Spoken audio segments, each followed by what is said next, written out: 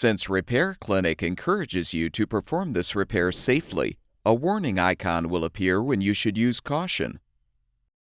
Before you replace the lockout lever in your string trimmer, make sure the engine has cooled. We recommend performing this procedure with little or no fuel in the tank. Using a T20 Torx bit, unthread the 4 screws securing the throttle housing.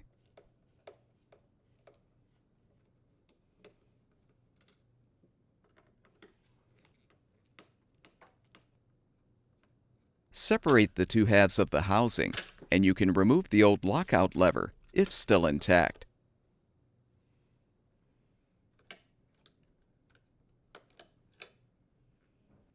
Before you install the new lockout lever, confirm that the throttle cable is positioned in the housing and reattach the cable to the trigger if necessary.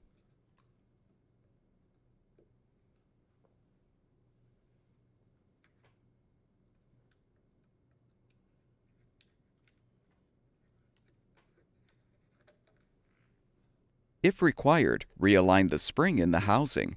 Then reposition the trigger so the end of the spring inserts into the hole in the trigger.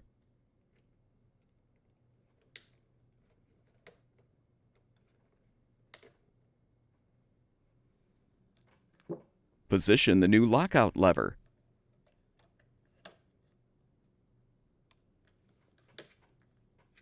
Now realign the 2 halves of the housing.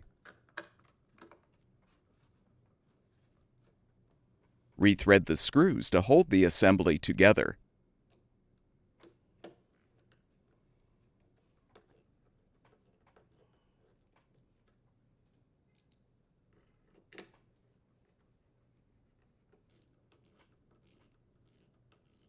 Refill the fuel tank if necessary, and your string trimmer should be ready for use.